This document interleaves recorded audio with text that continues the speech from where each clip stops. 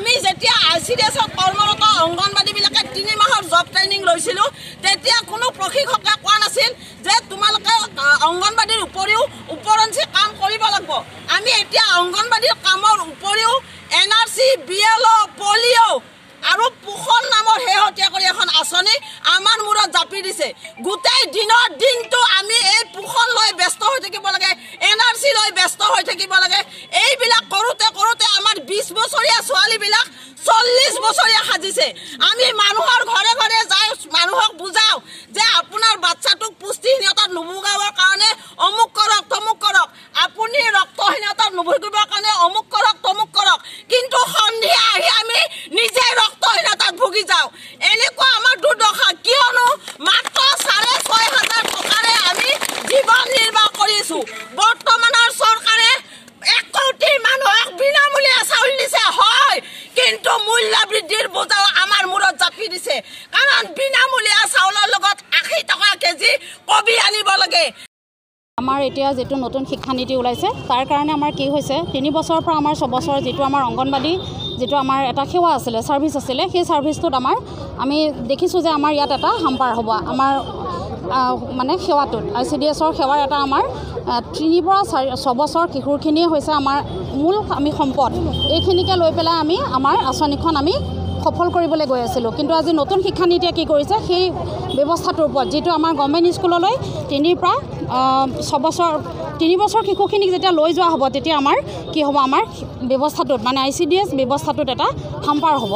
আৰু কি হৈছে আমি যিখিনি চৰকাৰৰ ওচৰত দাবী জনাই আহিছিলোঁ যে আমাৰ 18,000 টকাৰ মজুৰি আমাৰ কৰ্মীসকলক 18,000 টকা মজুৰি দিয়াৰ ব্যৱস্থা কৰিবলৈ আৰু লগতে যিখিনি আমাৰ মানে প্ৰমোশ্যন আমাৰ কোনো ধৰণৰ তেনেকুৱা প্ৰমোশ্যনৰ ব্যৱস্থা আজিলৈকে আমাৰ ৰাখা নাই।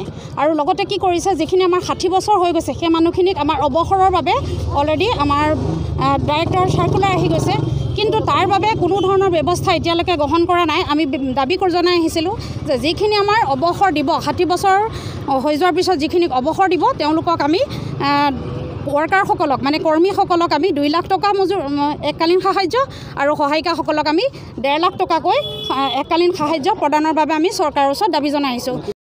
আজি আমি যি প্ৰতিবাদ কৰিবলৈ আহিছোঁ আমাৰ যি নতুন ৰাষ্ট্ৰীয় শিক্ষানীতিৰে আমাৰ যি কৰ্মৰত থকা অৱস্থাৰ পৰা আমাক বিৰত ৰাখিব বিচাৰিছে সেইখিনি যাতে নকৰে তাৰ কাৰণে আমি এই ঠাইৰ পৰাই আজি আমি চৰকাৰক সকিয়নি দিছোঁ।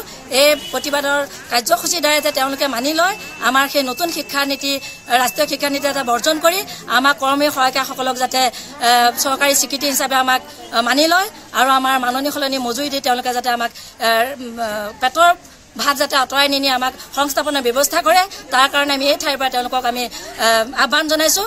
আৰু আমাৰ এই দাবী তেওঁলোকে মানিবই লাগিব।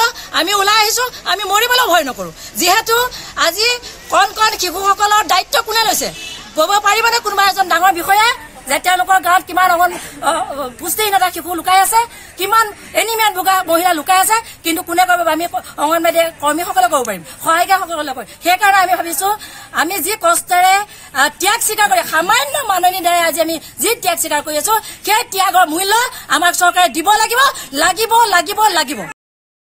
ৰাষ্ট্ৰীয় শিক্ষানীতিয়ে যি অংগনবাড়ী কৰ্মী সহায়িকাসকলৰ 62,153টা অংগনবাড়ী কেন্দ্ৰ কৰ্তনৰ সিদ্ধান্ত লৈছে সেই সিদ্ধান্তৰ বিৰুদ্ধে কৰি আজি আমি আন্দোলনৰ কাৰ্যসূচী হাতত লৈছোঁ। তাৰোপৰি আমাৰ যিসকল অংগনবাড়ী কৰ্মী সহায়িকা অৱসৰৰ সময় 60 বছৰ বান্ধি দিছে তেখেতলোকক 60 বছৰ হোৱাৰ লগে লগে অৱসৰ দিবলৈ ওলাইছে জাননী জাৰি কৰিছে আমাৰ প্ৰকল্প বিষয়া মহোদয়াই। গতিকে সেইসকলে অৱসৰ সময়ত কিমান দিনে ৰাইজৰ কাম কৰি আমাৰ অংগনবাড়ী কেন্দ্ৰ চলায়, যদি খালী হাতে যাবলগীয়া হয় তেখেতসকলে কি খাব কেনেকৈ থাকিব। গতিকে তেখেতসকলক অৱসৰৰ আগমুহূৰ্তত আমি পেঞ্চনৰ ব্যৱস্থা কৰাৰ বাবে আন্দোলনৰ কাৰ্যসূচী হাতত লৈছোঁ। আৰু চৰকাৰে এটা সিদ্ধান্ত কৰিছে যে 3 বছৰৰ পৰা 6 বছৰ যিসকল শিশু আগতে অংগনবাড়ী কেন্দ্ৰত আছিল সেইসকলক এতিয়া আমাৰ অংগনবাড়ী কেন্দ্ৰৰ পৰা আজৰি নি প্ৰাথমিক বিদ্যালয়ত নামভৰ্তিৰ বাবে ব্যৱস্থা কৰিছে। সেইসমূহৰ বিৰোধিতা কৰি আজি আমি ৰাজপথত নামিছোঁ। আজি অসম জোৰা আমাৰ বিক্ষোভ কাৰ্যসূচী আছিল। আমাৰ যোৰহাট জিলাতো আমি সকলো অংগনবাড়ী কৰ্মী সহায়িকাই আজি এই আমাৰ দাবী ভিত্তিত আমাৰ প্ৰাপ্য মাননিৰ ভিত্তিত আমি এই কাৰ্যসূচী পালন কৰিছোঁ।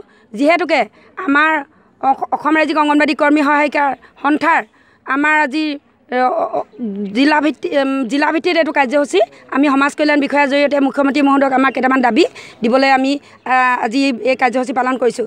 আমাৰ মুখ্য দাবী আপোনালোকে জানে নতুন ৰাষ্ট্ৰীয় শিক্ষা নীতিয়ে আমাৰ 3-5 বছৰ শিশুসকলক প্ৰাথমিক বিদ্যালয়লৈ দিয়া এক ষড়যন্ত্ৰ তেখেতসকলে ৰচিছে।